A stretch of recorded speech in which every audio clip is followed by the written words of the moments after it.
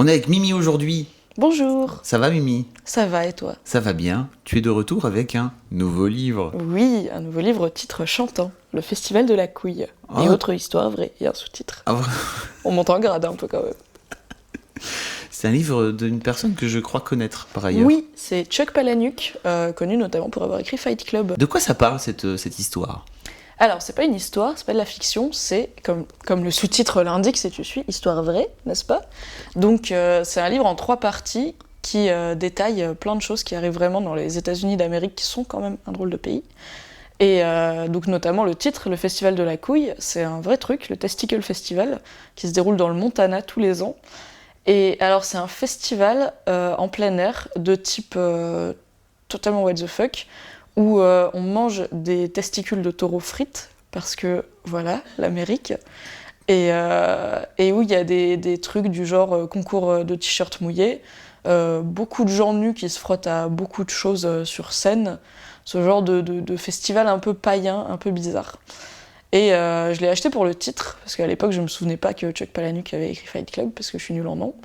Et le titre m'avait intriguée, parce que quand même le Festival de la Couille, petite curiosité. Et donc en fait la première partie c'est plein de descriptions de trucs comme ça insolites qui arrivent en Amérique, où il y a donc ce festival, il y a des rencontres avec des gars qui font de la lutte et qui ont les oreilles en chou-fleur et tout parce qu'ils se les font démolir. Il y a des rencontres avec des gens qui prennent des stéroïdes et du blanc d'œuf en poudre, etc. Il y a, mon préféré, c'est une rencontre avec des gens qui construisent des châteaux. En fait, il y a plusieurs personnes en Amérique, sans se consulter, qui se sont dit c'est un peu mainstream de construire une maison, donc je vais construire un château, et qui l'ont construit tout seul en fait. Les gars, ils sont pas maçons, ils sont pas bâtisseurs, ils se sont dit un petit château comme ça là sur la colline, ce serait bien. Et ils ont fait n'importe quoi, ils avaient pas les autorisations, ils ont creusé des douves, ils ont fait des tourelles, enfin vraiment, ils ont pris 12 ans à faire leur truc. Et du coup, il y a un genre d'association des bâtisseurs de châteaux américains. Et bon, il y en a pas mal où leur femme a fini par se barrer. Ça arrive, parce que 12 ans pour construire un château, c'est un peu...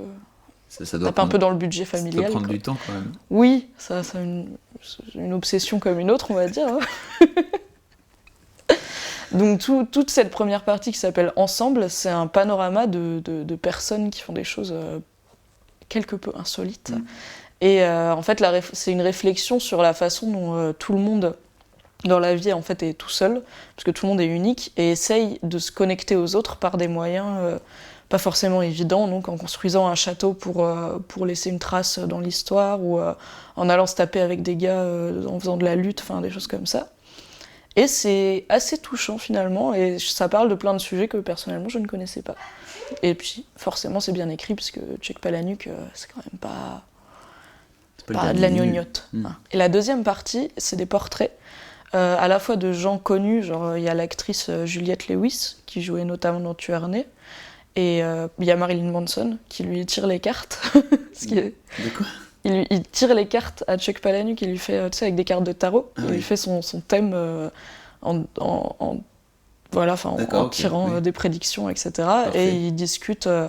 C'était à l'époque où Marilyn Manson avait été accusé d'être à l'origine de la dépravation de la jeunesse avec le massacre de Columbine. Voilà. Et il a une réflexion vachement intéressante sur les adolescents et sur son public, puisque Marilyn Manson est quand même loin d'être un imbécile. Donc il y a Juliette Lewis qui parle de portraits qu'elle avait voulu réaliser d'autres personnes, et qui dit qu'elle se rend compte qu'elle en a plus appris sur elle en faisant des portraits, puisqu'elle s'est rendue compte que via les questions qu'elle posait, etc., ça disait beaucoup de choses sur elle-même. Mais il y a aussi des personnes pas forcément célèbres. Il y a une secouriste qui est allée, après un tsunami, aider la population, et qui a vu des choses assez affreuses.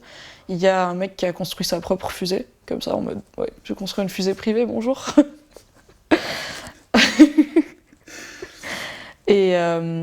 Et donc c'est toujours une réflexion sur l'individualité dans un monde où on essaye de se connecter aux autres, mais avec des choses un peu plus précises et des gens un peu plus connus, donc c'est aussi cool. Et la troisième partie, elle s'appelle Seul, et c'est en fait des expériences que Chuck Palahniuk a vécues dans sa vie, puisqu'il a fait beaucoup de choses avant de vivre de son écriture. Donc il y a notamment, il a été escort boy par exemple. Et il dit que son premier client était unijambiste, parce que il s'était endormi dans un sauna gay trop près du chauffage et il a toute une jambe toute la chair avait pourri en fait. Donc voilà, des petites histoires sympas comme ça. Et il y a pas mal d'anecdotes autour de Fight Club, du livre et du tournage. Notamment, par exemple, il dit que le seul truc qu'il a inventé dans Fight Club, c'est le concept du Fight Club, en fait. Parce que sinon, il connaît quelqu'un qui met des images porno dans des films pour enfants au cinéma. Il a une pote qui fait du savon artisanal. Il connaît un mec qui pissait dans les plats des grands hôtels quand il y bossait. Enfin, en fait, tout est vrai dedans, sauf les Fight Club. Mais... il y a encore beaucoup de gens qui viennent le voir en mode « Oui, tu peux me donner l'adresse du Fight Club de la ville ?» Et il leur dit « Mais non, mais ça n'existe pas, les gars, je l'ai inventé. » Ils font « On ne parle pas du Fight Club, d'accord. » Ils ont pas vraiment lu le message qu'ils voulaient faire passer, quoi. Ça marche pas. Et il y a une autre anecdote géniale autour du tournage de Fight Club, c'est qu'en fait, il connaissait une fille qui bossait dans une morgue et il lui avait demandé, pour sa culture et pour ses livres et tout, s'il pouvait passer une nuit genre, dans la morgue et la regarder bosser. Et elle lui avait dit « non, je vais perdre mon boulot, je peux pas faire ça ». Et en fait, quand il a commencé à bosser sur l'adaptation du film, elle lui a dit « Ok, je te laisse rentrer si tu me fais rencontrer Brad Pitt ».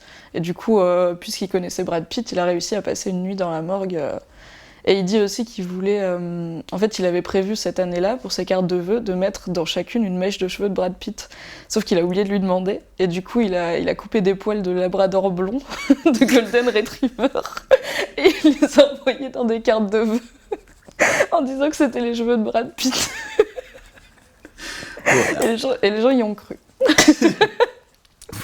Bon, arrête de raconter tout le livre. Je raconte pas tout, il y a beaucoup de pages, il y a beaucoup de choses à lire.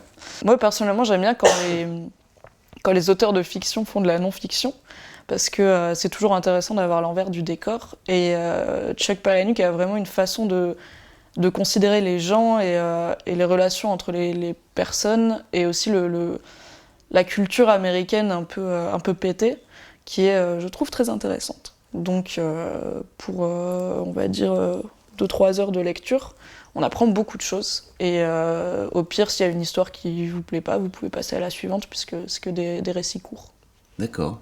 Eh bien, Mimi, tu m'as vendu la chose, n'est-ce pas ? Bien, je peux te le J'ai prêter. hâte de me plonger dans le festival de la couille. Lol. Bonne journée. Salut. À bientôt, ciao. De quoi tu parles aujourd'hui alors ? Alors, aujourd'hui, je parle du cœur des femmes, un livre qui me tient très à cœur. Oh, j'ai hésité à faire cette vanne. Tu l'as préparé ta punchline, je suis oui. sûr. Oui, ça je bosse et tout. Ça s'écrit pas tout à fait pareil.